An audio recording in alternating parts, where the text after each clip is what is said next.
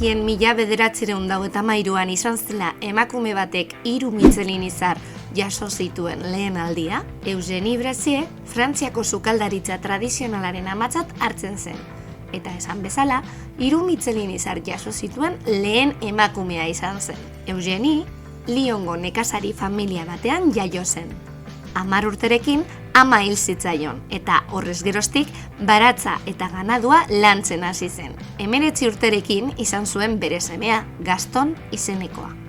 Haurraren aitak ez zuen semearen ardurarik hartu, eta garai horretan, Eugenik bere semea inude baten zaintzapean ustea erabaki zuen, ondoren Lyonera lanera joan ahal izateko. Eugenie familia burges batentzat lan egiten hasi zen, pastak fabrikatzen zituzten miliatarren etxean. Hasieran, inude gisa bezala aritzen zen, eta gero, sukaldaria gaizotu zenean, sukaldeko arduradun gisa.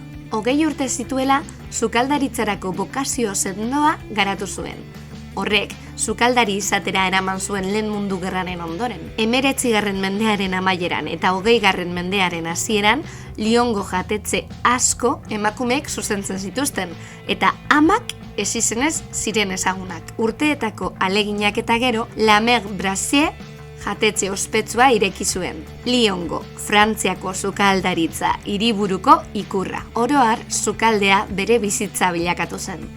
Frantziako sukaldaritzako aintzindari honek historiako chef ospetsuetako bati irakatsi zion. Paul Bocuse. Eugenie sukalde barruko zein kanpoko gozotasuna defendatzeagatik ospetsua zen. Goizero, sukaldea, jangela eta zerbitzarien arropa ere ikuskatzen zituen. Bere meritu ugarien artean, 2 jatetxe arrakastatzuetan jardutea lortu zuen.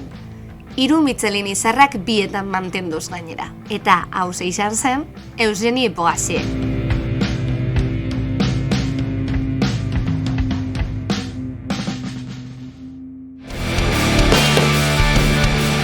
Eta gaurkoan asmatu nora etorri garen, Kortesubira.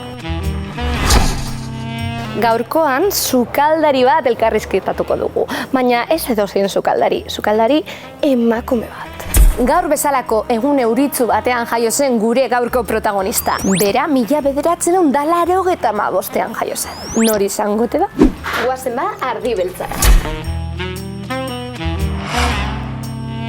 Bai, emakume gaztea gero, eta 2019an Mallorcan irabazi zuen gozogintza lehiaketa.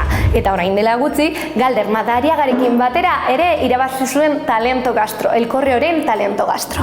Ardi beltza jatetzeko jabeetariko bat da. Nor izango ote da? Uxue Landa.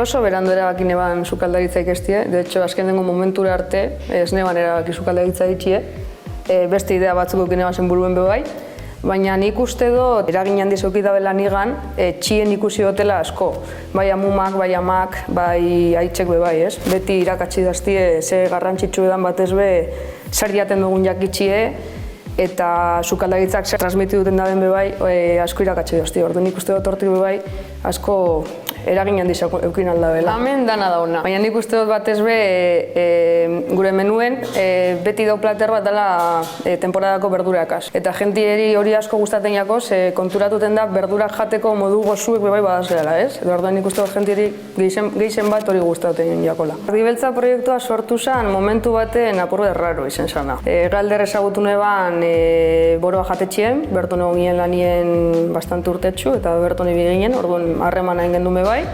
Eta jake harremana egin gendun eta ikusten gendun lanean bebai ondo konpondu zingila, hortxe ezagutu ginen. Eta ardi beltza sortu zen justo konfinamentue amaitxu, handitxu, ez dakit, jatetxie tamaino bereko itxigonekonik, ontxe momentu 15 pertsonantzako bakarrik emoten dugu jaten, eta horrek emoten dozku guri bebai askatasun handize bezero bakoitzan ganien egoteko. Nik uste dut horretarako ez gabizela lanean, nik uste dut helburu nagusi edala gu posik egotea eitzen dugunegaz, guk azkenen guretzako eitzen dugu biharra, bai da besorantzako eitzen dugula, baina gutzako eitzen dugu. Eta gure helburu nagusia da, jentie etortie, jentiek aitzuti ez ere eitzen dugun, jentiek disfrutatie eta jentiek bueltatie, ez? Eta hori lortzen gabiz, eta hasiko guretzako hori garaipen bada. Michelin izar bat, ez dakit. Hemen igual, seguramente ez, baina bueno, etorten bada etorri daizela, ez? Ez dutzu esetzik esango, baina bueno, ez da nagusi ze. Claro, Michelin izarrak baino gauza onauak beba dauz, ez? Hori da, bai.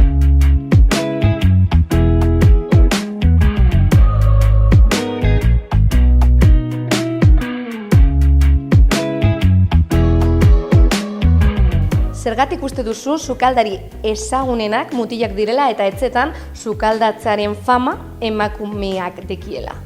Nik uste dut hori dela gizartean arazo bat dauelako. Eta arazoa da kriston matxismo dauela. Hori nik uste dut gertatzen da sukaldaritzan eta beste dozein sektoretan, kurot esan. Nik adibidez, sukaldari neska pilo bat ezagutzen dutez, pilo bat, baina kargu altuetan oso gitxi, oso gitxi. Eta ganera sorte dukin dut, kargu handietan dauzen emakumeek akaz indotela lan bebai, eta horre bebai sufridu izen da behau. Tristie da, hori beti izen dalako andrana, ez? Amumak itxeban txie, ez dakiz ganera hori bebai matxismo esan. Gizona lanera eta handrie jagoten jentie eta sukaldatzen eta ez dakiz er. Baina ja modan imi izanien sukaldaritza eta boterea emoten banien eta diru emoten banien, paseu zan gizoneskuen alorrera, tristie da, baina holan da. Eta zuk segaitzik uste duzu hain emakume gitzi dauzela sukaldetako zuzendaritzapean? Matxismoa gaitzik, esan dozkuzu, baina uste zu beste zeo zer begon leikela? Jo, ez dakit, nik eixenetan biharra indot gizonen artean. Beti egin izan dut, eta naiz eta ez ukin erasolan fuerterik edo beti izen zara politxe, umie ez, edo ez dakit, zeramik asko izango bazien moduen. Osea, ez dut zu egiten eze behitzen, ez? Basura eta jaibez, eta hori bai, nik uste dugu izena matxismoa dela, eta hori, eta holan gauzela danok ezitute. Ez dakit beste arazorik egon alko, nik uste dut dana doala alor beretik. Karo, orduen noiz izan dozu diskriminaziorik sektore honetan emakume izetiarra? Holan fuerterik ez, hori beti hartu izena itxuelako ondo, baina bai, holan txikikerizek beti dauz, nik uste. Zure karrera profesional honetan eraginik izan deu zu emakume izetie, adibidez ikasketa alorrien edo kontratazio bat teitzeko orduen edo donadalakoa? Nik uste dut alor horretan suerte eukin dutela, ez dutela eukin ino solako kontrarik edo nik behintzat ez dut igarri. Egize da bai, ostalaritza beti izen dela oso sakrifikaue, danontzako, orduen ez dakit, nik uste dut danon baldintzak izen dira antzekoak, baina ez dakit nireak izen diren txikiagoak edo handiagoak emakume izetegarren edo. Zu kompetizioetan egon zara, partaidetzan emakume eta gizonezkoen kopurue berdintzu izeten noi da? Ez, ni egon nintzenean kompetizioan, ez, gehizenezkoek gizonezkoak ziren. Ganera hor, gu junginenien bat asan nire kasuen pasteleroa, Victor, eta nintzen bigarren pasteleroa laguntzaia, ez? Orduen, dauz como bi kargu, ez? Hor protagonista esan Victor eta nintzen bere laguntzailea edo beragazi joana. Eta kasu gehienetan horretan gizonezkoa esan nagusi edo, eta gero laguntzaileak bai egoten ziren neska batzuk, baina gitxi bai. Esan dozu emakume asko ezagutzen dozu zela sukaldarizek direnak. Zuk uste dozu sortie bidala zuzendaritzapen kargu batera heltzeko, edo emakumeek lan gogorra hain bidabela horrelako kargu batera heltzeko? Nik uste dut izen bat zarela oso buru gogorra, ezin dozula amore mon inoz bez, ze bestela ez dozu zer lortuko. Eta seguramente nik uste dut igual emakumeek badeko guz oztopo handizauak edo gehiago. Ez bakarrik kanpotik zelan ikusten dan, emakume bat edo gizonezko bat, hori holan dalako. Baina, bestela nik uste lanagaz, formazioagaz eta batez hori buru gorkeriagaz eta gogoakaz heldu alzarela. Baskarizea, farize, nokitzen dago zuretzien? Ni bakarri bizinaz, hasik inekien bikoten. Eta bakarrik ezin genien bizitzen? Ez, nik ez. Nokitzen ban? Txien amak edo... Eta gabonetako baskarizek edo familia baskarizek nokitzen bazen? Nik uste dut hor, amuma egoanean amumak, eta gero rola nire osaba batek hartuan oso sukaldari hona dela bebai. Hemen danok etxen dugu zozer, ez? Zu baino nago? Ez dakit. Ez dakit hori, ez dakit, makina bada. Ni sukaldari zenaz eta bera ez, baina profesionalki makina bada bera ez izeteko profesionala. Emakume sukaldari referente bat? Zurine Garzia. Jatetxe bat? Ez dakit. Ardi beltza. Horrek ez da kontaten, ez da? Ez dakit, ermintxo igual. Baskariak ardoa edo urarekin? Urarekin. Emakume sukaldarientzat zabaltzeko mezu bat? Ausartu deixela. Ausartu ametsak segi duten, ze posible da, kapasa gara, eta naiz eta gogorra izen eta oztopo asko egon, kapasa gara, eta lortu alda. Gauz batzuk, itxi batzuk, eta gauzenak basaiatuten gara bebai bidea apaltzen dan hori, ez? Baina, egin bidea, ze bestela ez da ezer aldatuko. Egurrekoño. Egurrekoño. Eskerrik asko. Aizu beri.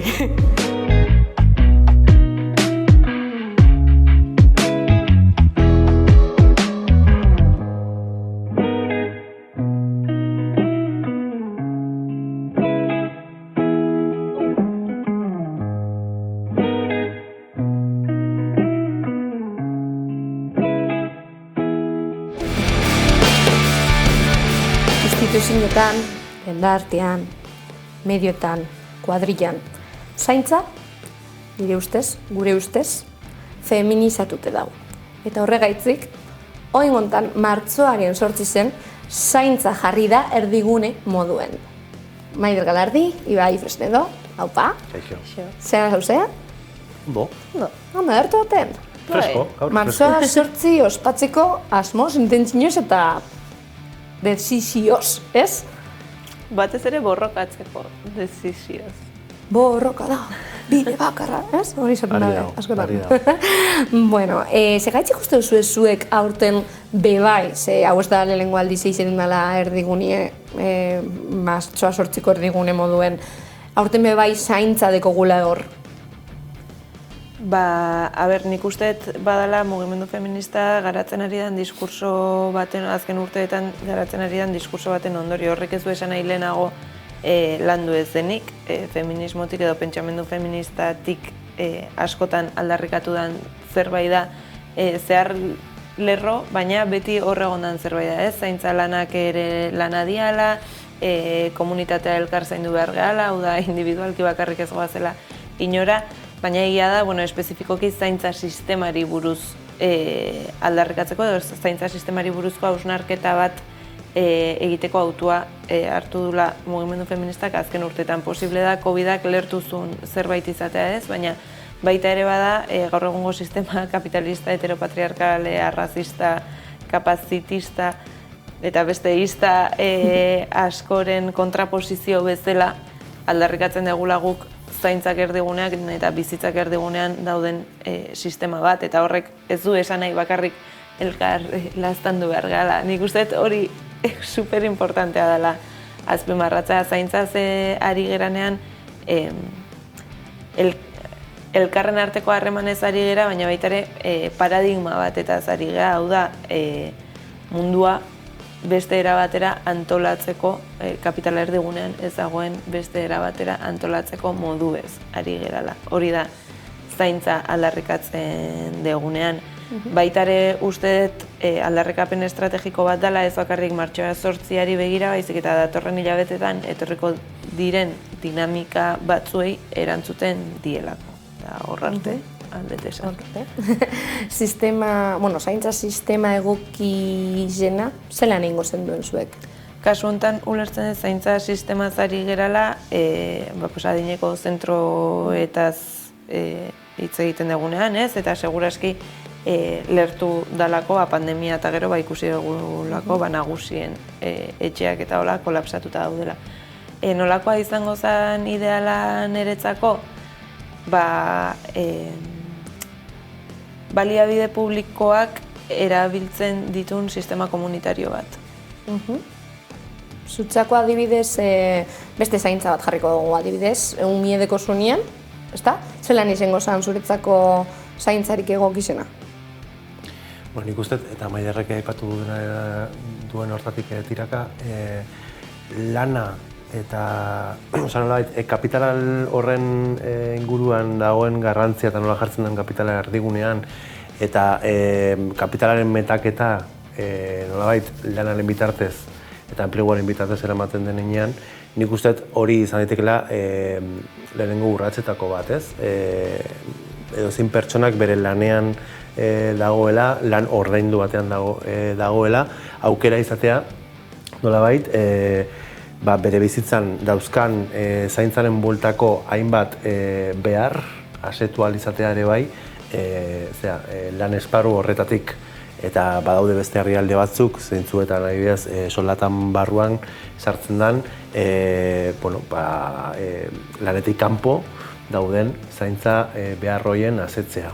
Edozein, ez dakit zehazki, baina nolabait, dikotomia produktibo eta erreproduktibo hori bateratzea eta aplikatzea ez bakarrik lan esparruan, bizitzako esparru guztietan, ez? Eta nolabait jun paradigma hori aldatzen zentroan jarriz, justuki zaintza eta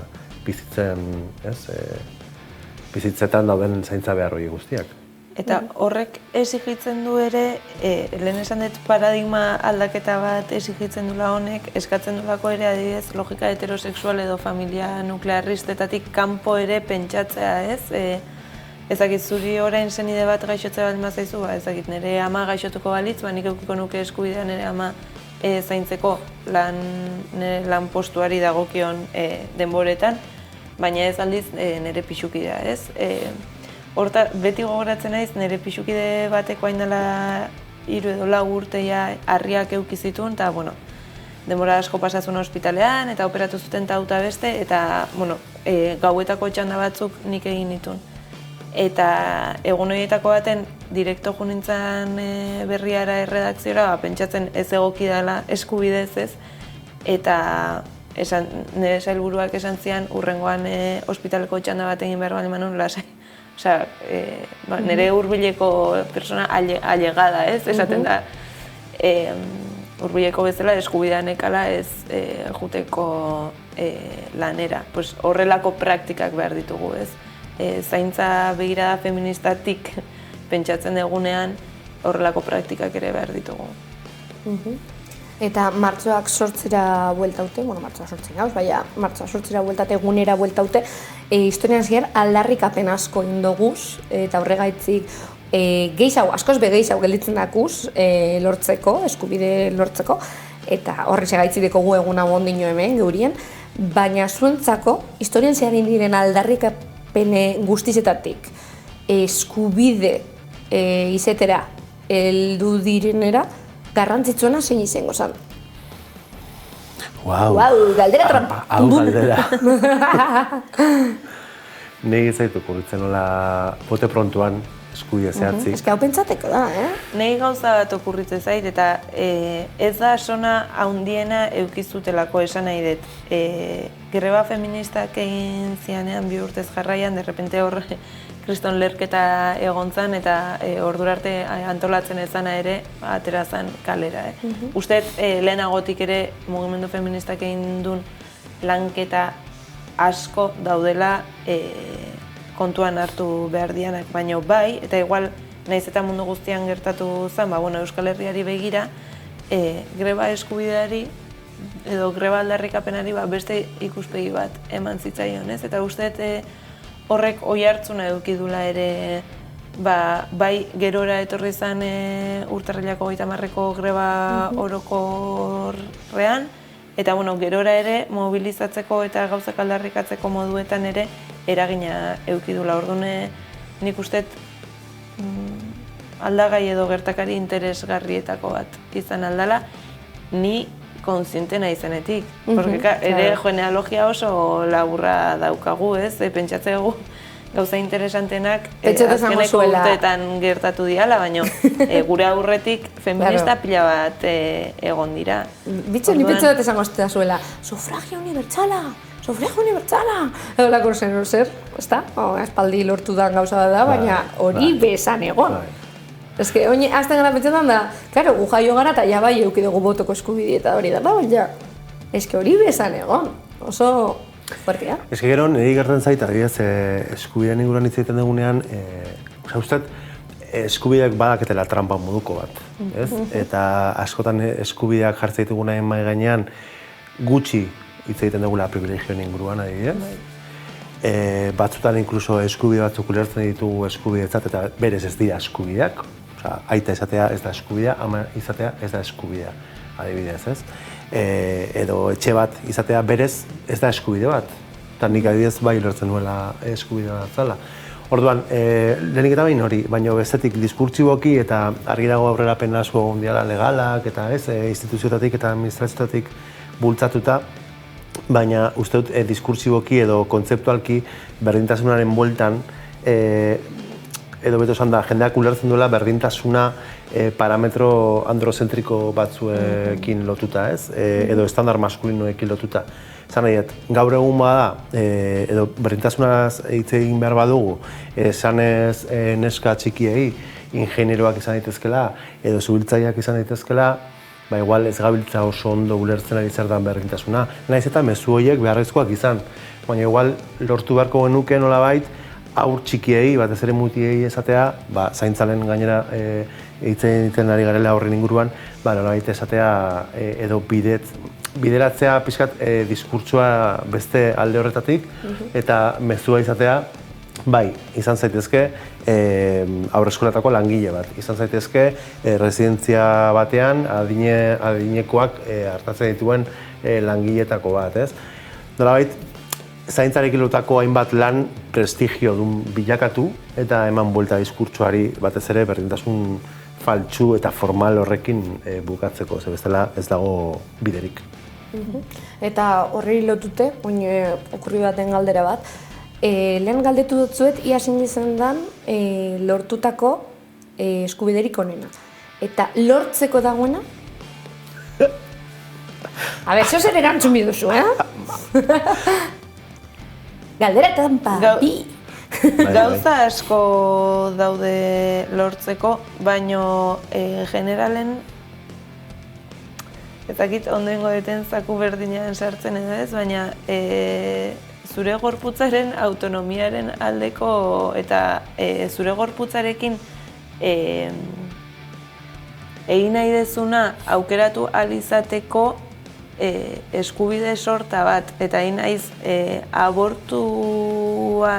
abortutik hasi eta oraintxe pilpilean dagoen translegera arte edo konsentimentua eta konsensoa nazten ari gara azkeneko denbora hauetan, ez? Azkenen periferiako gorputzek oroar autodeterminaziorako eta autonomiarako eskubidea eukitzearen aldeko aldarria. Eta horrekin lotuta, pertsonen integraltasuna bermatzearen aldeko eskubidea, hau da, biolentziarik gabeko bizitzak izatea. Ba, behitzu, gauza potolo-potoloak. Nuke baina, nahiko noran, bizerbe egotian, baina, batzuk nezin oin, apurtzu bete aldatuko gu dinamaikatzu eta jokutxu bete karri datzu, zuen bizen arti mehitzu, bale? Ia, ba, nik emango datzu bete bakoitzari olako, tarjetatzu bet, eta eukiko dozue izen bat, egun bat, dana dala, martxak 8 gazer ikusi zedeko, bale? Orduan, honek bebai pista bat emango dutzu. Ezagutuko ditugu, no? Bai, jode, bai. Espero. Abiera lehen iztein da hori. Bai. Ez dut uste. Ikusiko dozu eta gero, azpizin eukiko zuez, beste hitz batzuk ezin dozu esenak esan. Bata bestieri, azaldu biko dozue zeuen hitze zein dan, baina horrek hitzek erabili barik, bale? Bale. Ia. Venga, ba. Ia, ba. Aukeratu, bi aukeratu. Beste, Maiderri pasako diot, berea? Venga, ba, zu aukeratu berantzako. Maiderrentzako. Eta nirea. Eta oin? Beste ronda bat. Karo. Bale. Venga. Eta, az da dila jokua. Vale. Nora ziko da? Zaziko zea? Bale. Venga, ba. Venga, Maider. Ba, lehen... Ezin dozuz esan, Ez. Lehen jenik esan digu zala guk aldarrikatuko genukeen eskubidea. Uste zula guk aldarrikatuko genuen eskubidea izango zela. Ze ona. Ai, ama. Ze ona. Ez gogoratzen. Baina azkeneko herrialdea uste dut Suiza izan zala. Pila gustatzen zelango konturegaz, esaten dutzon. Sufragio universala. Oh, crack! Venga, txanda. Antzeso, hain maidarrek entzubiko da. Ia ba.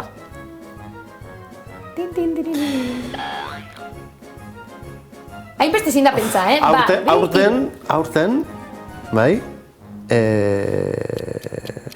mugimendu feministak zaintzaren aldeko manifak antolatuko ditu horretan. Martxoa 8. Bai? Segun esaten duzu, eta barkatu feminista esan zu. Feminismoa, Jo, eta ja. feminista zin da esan. Bueno, ja, barkatu. Ondo. Horretxarra nahi zontan. Venga, Maider. Ez dakit irakurri dezun, baina gaztelaniaz idatzi dut egunkariari buruzko reportaje bat hor. Bai, pikara, magazin. Joder, es que Maider nako zuerrezak ziren. Vale. Venga, eta azkena. Venga, a ver. Horatu, martxoak 8 inguruen gauzela berbetan. Martxoak 8 botere gehiago moteko jokutsu beti itzen gauzela. A ber, da, pertsona bat,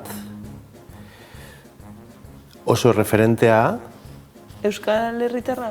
bai, komunikazio arloan, Maite Asensio.